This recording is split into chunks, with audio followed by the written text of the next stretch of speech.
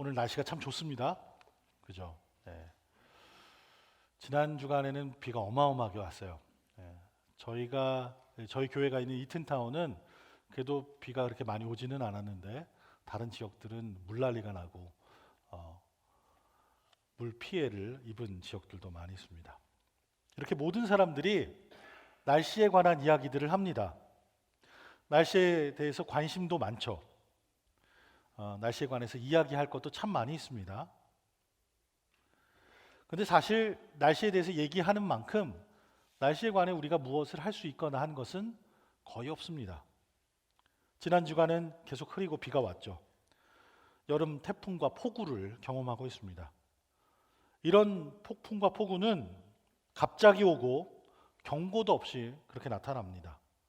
날이 맑게 개이는 것처럼 해가 뜨고 파란 하늘이 드러나는가 했다가도 곧 바람이 무섭게 불고 검은 구름이 하늘을 덮습니다. 가끔 구르릉 하고 먼 곳에서 천둥도 치고 번개도 번쩍입니다. 어떤 때는 하늘이 밑바닥이 뚫린 것처럼 비가 억수같이 쏟아지고 하늘이 참 무거운 그런 때를 우리가 지나고 있습니다. 오늘처럼 파란 하늘이 계속되는 그런 한 주간이었으면 좋겠습니다. 우리는 왜 이렇게 천둥 번개가 치고 비가 오는지, 이런 여름에 왜 이런 일들이 벌어지는지 과학적인 지식으로 잘 알고 있습니다. 여름에는 뜨거운 열기가 있죠. 햇빛이 이렇게 내리쬐면 땅에 있던 물이 증발을 합니다. 그러면 이 공기 중에 있는 습도가 올라갑니다. 그리고 뜨거워진 대기는 습기를 많이 이렇게 머금을 수 있습니다. 그래서 최대한도로 습기를 다 머금고 있죠. 그러다가 해가 기울어지고 날이 선선해지면 식어가는 대기는 습기를 더 이상 그렇게 가질 수가 없습니다. 그러면 그 대기 중에 있던 습기가 서로 뭉쳐서 빗방울이 만들어지고, 여러 가지 이유로 온도 변화가 급격해지면 습도도 변화하고, 따라서 공기가 빠르게 그 안에서 움직입니다. 공기가 빠르게 움직이니까 그 안에 있는 정전기도 점점 쌓여가죠. 그러다 그 결과로 번개도 치고 천둥도 치고 비도 한 번에 쏟아지게 되는 것입니다. 이런 일은 다시 대기 중에서 습도와 온도가 안정을 이룰 때까지 그게 계속 반복이 됩니다. 여름의 변화무쌍한 날씨를 맞게 되는 것이 바로 이런 이유 때문입니다. 우리는 이런 과정으로 여름의 태풍이 또 허리케인이 생겨난다는 것을 잘 알고 있습니다. 이런 날씨를 이해하기 위해서 대학에서 어려운 전공을 해야 하거나 할 필요는 없습니다. 행여나 그런 전공 지식이 있다고 하더라도 우리 중에 어느 누구도 폭풍을 멈추게 할 수는 없습니다. 물론 우리가 날씨를 미리 알 수는 있죠. 요즘에는 기술이 발달해서 스마트폰에 날씨 앱만 좋은 거 있으면 몇 분 있다가 비가 내릴지, 몇 분 있다가 비가 개일지도 다 알 수 있습니다.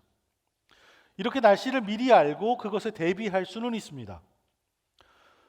과학이 더 발달하면 일부러 날씨에 영향을 줄 수 있는 그런 기술도 개발될 것입니다. 하지만 그날이 올 때까지 폭풍이 오거나 폭우가 내리거나 하면 그것을 어떻게 하거나 막을 수 있는 방법은 아직까지는 없습니다. 제가 이렇게 폭풍에 관해서 주저주저 얘기하는 건 제가 설교를 쓸 때 비가 많이 내려서는 아닙니다. 이렇게 얘기하는 이유는 오늘 본문에 보면 그 안에 4종류의 폭풍이 있기 때문입니다. 우선 첫 번째 폭풍은 누구나 다 볼 수 있는 그런 명확한 것이었습니다. 오늘 본문 전에 보면 그 갈릴리 바다에 폭풍이 있다는 것을 우리가 볼 수 있습니다. 우리가 갈릴리를 바다라고 부르지만 사실은 호수입니다. 거기 있는 물은 짠물이 아니라 민물이죠. 바다보다는 분명 작지만 갈릴리 호수는 호수로서 그래도 꽤나 큰 호수입니다. 남과 북으로는 21km 정도 길이가 되고요. 동과 서로는 한 12km 정도 됩니다. 그곳에 여름이 오면 폭풍이 자주 일어납니다. 갈릴리 호수물이 더운 공기를 만나서 증발하고 구름이 되었다가 저녁이 되면 다시 식어서 비가 떨어지기 때문입니다. 그래서 제자들 중에 어부였던 사람들은 이곳에서 일어나는 갑작스러운 폭풍에 대해서 너무나도 익숙하게 잘 알고들 있었습니다. 어느 날 예수님과 제자들은 갈릴리 호수를 건너고 있었습니다. 그러다가 바로 이렇게 생겨나게 된 갑작스러운 폭풍을 맞이하게 되었습니다. 예수님은 그날 설교하고 가르치고 치유하는 사역에 육신이 지치셔서 배 한켠에서 주무시고 계셨습니다. 어마어마한 폭풍이 밀려왔는데 아주 무섭고 커다란 것이었습니다. 베드로를 비롯한 어부 출신 제자들도 두려움에 떨 정도로 아주 심각한 폭풍이 몰아쳤습니다. 그래서 제자들은 예수님을 깨웠죠. 일어나서 예수님도 좀 팔을 걷어붙이시고 물통을 들고 함께 배 바깥으로 물 좀 퍼내자, 그렇게 부탁하려고 급박한 상황에 예수님을 깨웠습니다. 하지만 팔을 걷어붙이고 물을 퍼내는 대신에 예수님은 폭풍을 향해 말씀을 하셨습니다. 오늘 본문을 기록한 누가는 이 부분에서 예수님께서 폭풍을 꾸짖으셨다, 그렇게 기록을 합니다. 예수님께서 폭풍을 꾸짖으시자 폭풍이 멈췄습니다. 이미 다른 기적들도 많이 경험한 제자들이었습니다. 사람을 고치시고 눈먼 자를 보게 하시고 5천 명을 조그만 빵덩어리로 다 배불리 먹이시고도 많이 남는 그 놀라운 기적들을 경험했던 제자들이었습니다. 그런데 이 제자들이 이제 얘기합니다. 이분이 도대체 누구시기에 바람과 물에게 호령하시니 바람과 물조차도 이분께 복종하는가? 너무나도 궁금해서 그들이 스스로에게 물었다, 성경은 기록합니다. 두 번째 폭풍은 첫 번째 것과는 좀 다릅니다. 눈에 분명하게 보이지 않습니다.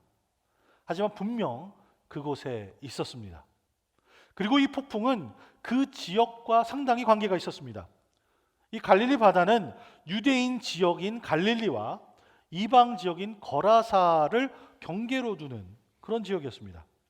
오늘 본문에서 예수님께서는 호수 저편으로 가자, 이렇게 말씀하시면서 시작을 합니다. 바로 이때 두 번째 폭풍이 시작된 것입니다. 제자들은 그동안 자신들의 민족인 유대인들을 위한 사역에 익숙했습니다. 제자들은 그들을 잘 알고 있었죠. 자신들도 유대인이었으니까 말도 통하고 문화도 통하고 음식도 통하고 뭐 다 통하는 그런 사람들입니다. 그리고 모두가 서로 닮아서 비슷하게 생겼습니다. 그래서 이질감도 별로 없습니다. 뭐 여태까지 그 사람들 사이에 살았으니 그 사람들에게 복음 전하는 것은 그렇게 어려운 일은 아니었습니다. 하지만 호수 반대편에 가면 그곳 사람들은 다른 사람들입니다. 그 사람들은 이방 사람들입니다. 그 사람들은 돼지고기도 먹는 그런 다른 신을 섬기는 이방 사람들이었습니다. 제자들은 폭풍을 만나서 두려움에 떨었지만 그보다도 이전에 이미 호수 반대편으로 간다 하는 이야기를 듣고는 두려움을 느끼고 있었을 것이었습니다. 예수님을 따른다는 것, 그것은 자신들이 익숙한, 그래서 안전하다고 여기는 곳을 벗어나게 합니다. 우리도 마찬가지죠. 예수님을 믿을 때 우리는 예수님의 명령에 따라서 우리의 안전지대를 좀 벗어나서 하나님의 사역을 하게 될 때가 있습니다. 우리 이민자들에게는 다 그런 경험들이 있습니다. 우리가 태어나서 자라고 우리가 쉽게 우리 생각을 그대로 다 전할 수 있는 말을 할 수 있던 곳, 우리가 평생 무엇을 어디서 어떻게 해야 되는지 잘 알고 있던 곳을 떠나면서 이민 가방에 짐을 차곡차곡 넣었던 그때를 다 기억하실 겁니다. 그게 10년 전이었던 30년 전이었던 얼마나 오래됐던 우리는 다 그걸 기억하고 있죠. 생각하고 있죠. 어제 일처럼 생생합니다. 말도 설고 물도 설고 익숙하지 않아서 어린아기 마냥 맨날 실수하고 매일 넘어지는 우리 모습이 있는 이 땅에 오는 것, 참 어려운 일이었죠. 그런 적이 다 있었습니다. 그죠? 말도 다 통하고 어디서 무엇을 해야 할지 알던 것들을 다 뒤로 하고는 낯선 곳에 나서는 것은 무척이나 두려운 일입니다. 다 큰 어른이 이제 어린아기 걸음마 하듯이 차근차근 다시 배워야 하는 것 참 어렵죠. 그러니 이 제자들의 마음이 어떠한지 가늠해 볼 수는 있겠습니다. 목숨을 위협하는 폭풍을 겪은 그들에게 설상가상으로 감정적인 폭풍이 더해졌습니다. 목숨을 잃을까 하는 두려움, 그리고 낯설고 다른 사람들을 대하는 것에 대한 두려움이 제자들 한 사람 한 사람 마음속에 쌓여만 갔습니다.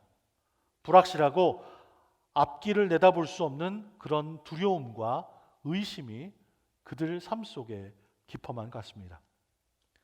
바로 그런 폭풍을 겪고 있을 때 예수님께서는 잠잠하라 명하셨습니다.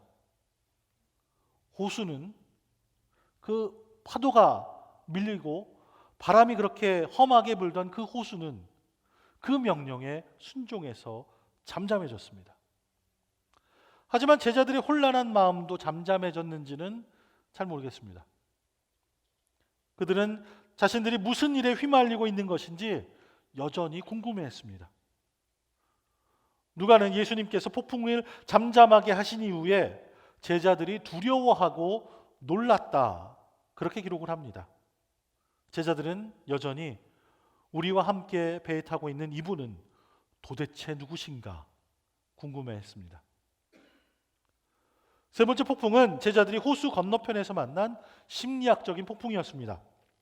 만약 제자들이 그 전에 전혀 두려워하지 않았었다고 해도 배가 맞은편에 다다랐을 때에는 두려움에 떨 수밖에 없었을 것이었습니다. 거기에는 돼지가 떼로 있었습니다.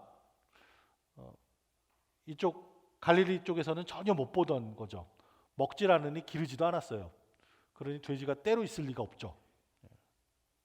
그리고 거기에는 더 이상 유대인들이 보이지 않았습니다. 그뿐 아닙니다. 거기에서 처음 만난 사람은 귀신 들린 사람이었습니다. 무시무시하죠. 낯선 동네, 전혀 말도 안 통할 것 같은 사람들만 있고 거기에 처음 만나는 사람이 귀신 들린 사람, 다 발가벗고 얼마나 무서울까요?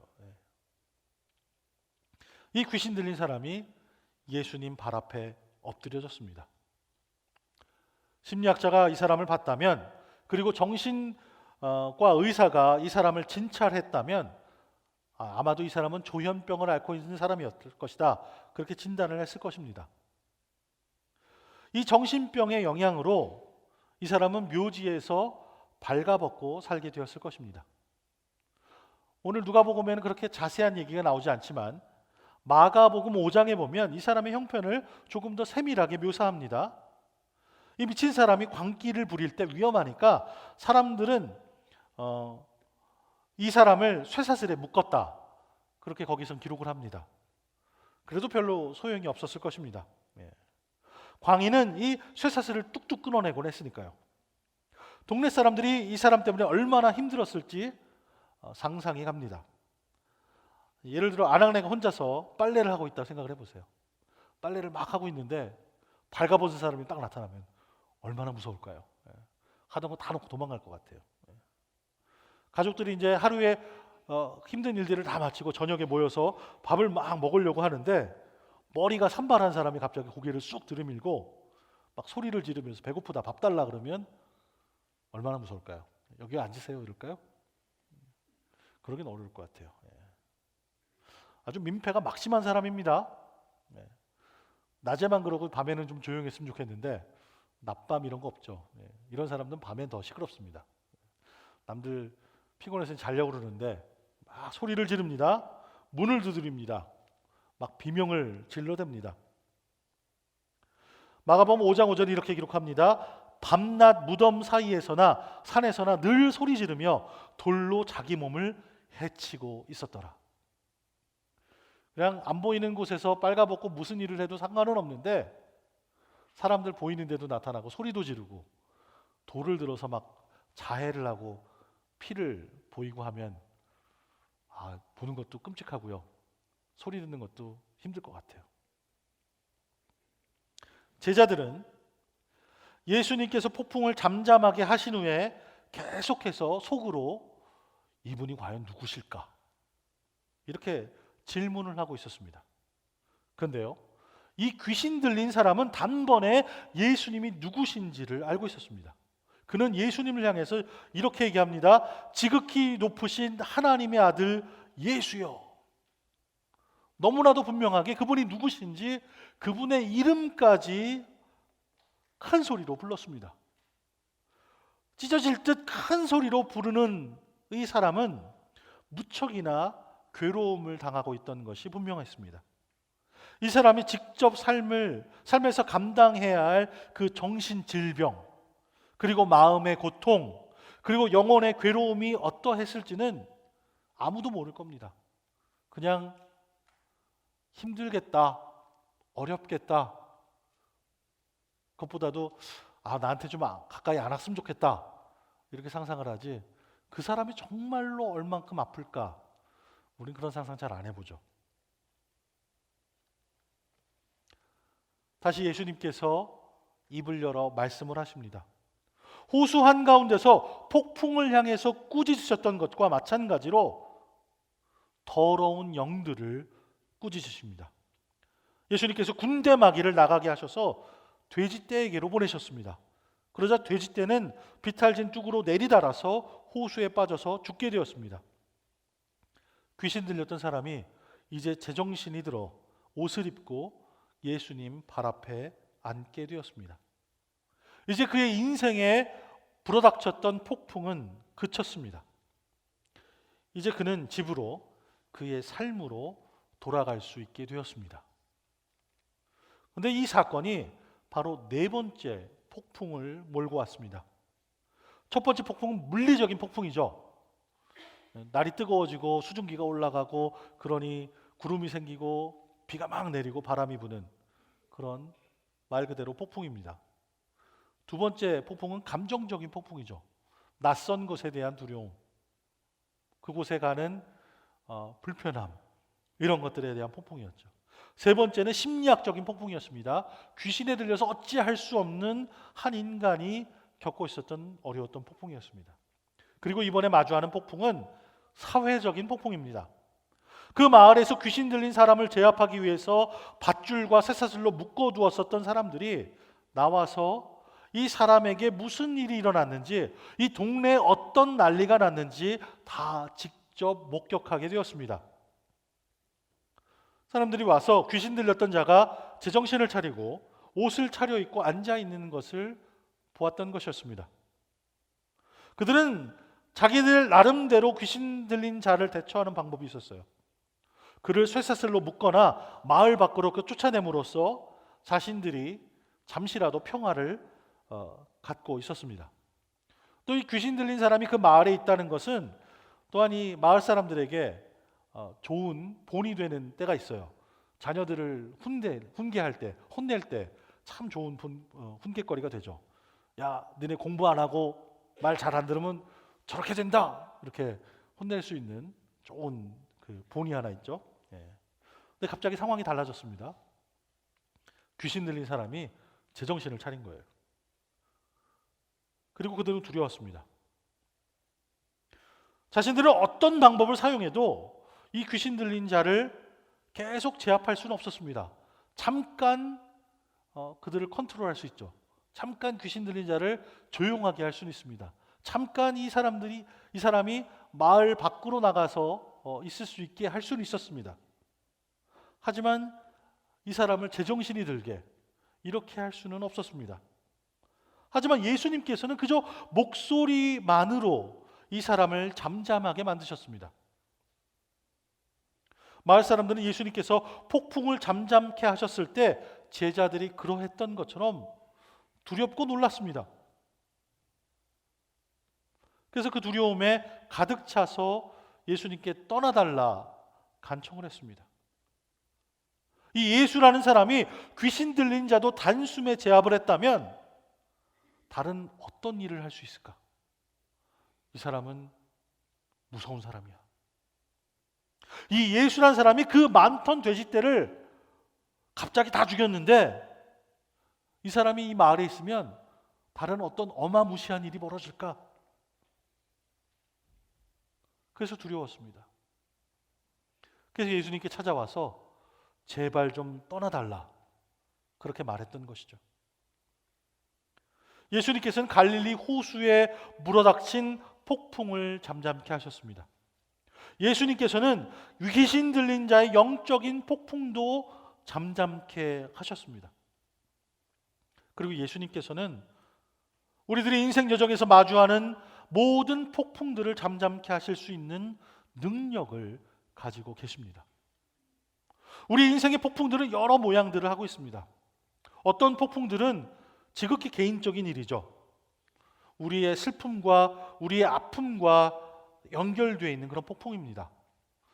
굳이 이렇게 드러내놓고 얘기하지 않으면 남들은 잘 모르는 거예요. 나만 알고 있는 거죠. 너무 아파서 얘기하고 싶지 않은 그런 폭풍들이 우리에게 있습니다. 또 어떤 폭풍들은 정신적인 질병이나 중독에 관련되어 있습니다. 이런 것들 잘 덮어두려고 애를 씁니다. 잘 감춰두려고 하죠. 근데 어쩌다가 이런 것들이 막 드러나는 때가 있어요. 그러면 어쩔 줄을 몰라 하죠. 또 어떤 폭풍들은 다른 사람들과 관계가 있습니다. 인간관계에 얽히고 설켜 있는 그런 폭풍들이 있습니다. 근데 중요한 것은 이거예요. 멀리서 보면 다 잔잔해 보입니다. 여기 권사님들, 집사님들, 우리 장로님들 앉아 계시는데 여기서 이렇게 보면 다들 평화로워 보이세요. 그냥 특별한 얘기를 제가 모르면 그냥 잘 사시고 건강하시고 아무 일 없이 그렇게 지내시는 것처럼 보여요. 평안해 보이죠. 호수 위를 우아하게 헤엄쳐가는 백조도 마찬가지입니다. 물 위만 보면 얼마나 우아해요. 우아하게 평화스럽게 이렇게 헤엄을 치죠. 근데 그렇게 우아하게 떠 있기 위해서 물 아래에서는 계속해서 잔망하게 이렇게 물살을 저어야 하는 발이 있습니다. 그런 것처럼 막상 누구라도 우리의 삶에 가까이 와서 겉으로 보여지는 거 말고 그 속을 좀 더 들여다본다면 폭풍을 겪지 않는 인생은 없다라는 것을 발견하게 됩니다. 또 남의 것을 이렇게 보면서 대충 본 사람들은 이렇게 얘기할 때가 있어요. 아유, 뭘 저런 걸 갖고 그래. 그깟 일이 그렇게 죽고 사는 힘든 일이야. 이렇게 다른 사람이 힘들어하는 걸 이렇게 좀 낮게 보는 거, 작게 보는 그런 경우가 있어요. 야, 나는 저거보다 훨씬 어렵고 더 힘들고 더 아픈 걸 겪는데 비교할 때가 있어요. 비교해 보면 어느 것이 더 크고 어느 것이 작을 수도 있어요. 어느 것이 많이 아프고 어느 것이 덜 아프고 가늠해 볼 수는 있습니다. 하지만 각자가 겪는 폭풍은 비교하면 갑자기 내게 덜 아프고 더 아파지고 하는 게 아니죠. 누가 힘든가 상처 보여주고 아픔 나누는 경연대회 하면 우리가 여기서 밤새고 얘기해도 할 것들이 많이 있습니다. 그죠? 네. 시간이 모자랄 만큼 우리는 산전수전 공준전 다 겪은 사람들이잖아요. 그죠? 다 아픕니다. 다 어렵습니다. 저 사람이 겪는 것보다 내가 덜 아픈 걸 겪는다고 해도 그게 안 아픈 건 아니에요. 내가 힘들죠. 내가 스스로 벗어나기가 너무나 어렵습니다. 그런 것이 인생의 폭풍이죠. 여러분 인생의 폭풍은 무엇입니까? 여러분 인생의 폭풍은 얼마나 아프십니까? 그런데 그것이 무엇이건 간에 예수님께서 그 모든 폭풍을 잠잠케 하실 수 있습니다. 그리고 여러분에게 우리가 이해할 수 없는 평안을 허락해 주십니다. 하지만 우리가 이것을 기억해만 합니다. 뭐냐면 예수님께서 폭풍을 잠잠케 하셨을 때 제자들을 비롯한 여러 사람들이 어떻게 반응했는지를 우리는 잘 알아야 해요. 제자들은 두렵고 놀랐습니다. 폭풍을 만났을 때도 두렵고 놀랐고 그것이 잠잠케 됐을 때도 두렵고 놀랐습니다. 하지만 그들은 여전히 예수님을 따랐습니다. 마을 사람들도 두렵고 놀랐죠. 그 전에도 두렵고 놀랐지만 그 미친 사람이, 귀신 들린 사람이 잠잠케 됐을 때 그때도 두렵고 놀랐습니다. 그래서 그들은 예수님을 거부하고 예수님 좀 제발 떠나달라 그렇게 부탁을 했던 것이죠. 예수님께서는 우리들 인생의 모든 폭풍들을 잠잠케 하실 능력이 있으십니다. 여러분들은 어떻게 하시겠습니까? 예수님과 함께 하시겠습니까? 아니면 예수님께 좀 다른 곳으로 가주세요, 그렇게 부탁을 하시겠습니까? 때로는 우리는 우리 삶 속에 폭풍이 그냥 있기를 바랍니다. 변화가 좀 두려워서 아무리 힘들고 어렵다고 해도 익숙한 폭풍 속에 그냥 있기를 바랍니다. 이 폭풍이 지나가면 어떤 더 큰 폭풍이 올지 몰라서 거기서 나오고 싶지 않습니다. 폭풍 속에서 조금 괴롭고 힘든 자신을 연민하면서 있는 것이 너무나 익숙해져서 그냥 난 이대로 살래요, 그 폭풍 안에 그냥 머물고 삽니다. 예수님께서는 우리가 익숙해져 있는 그곳에서 믿음으로 발을 내디뎌 주님을 따르기를 원하고 계십니다. 여러분은 폭풍을 잠잠케 하시는 그 예수님을 따르시겠습니까? 아니면 그 예수님을 거부하시겠습니까? 제가 경고의 말씀 하나 드립니다. 예수님을 따르는 것엔 불편한 것도 따를 수 있습니다. 왜냐하면 우리가 원하지 않는 곳, 우리가 가고 싶지 않은 곳에 분명히 예수님께서 우리를 인도해서 같이 가자 하실 것이기 때문입니다. 여러분은 어쩐지 잘 모르겠습니다.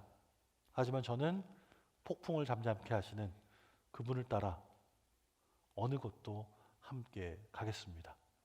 저와 함께 예수님을 따라가시는 우리 모두가 되기를 주님으로 축복합니다.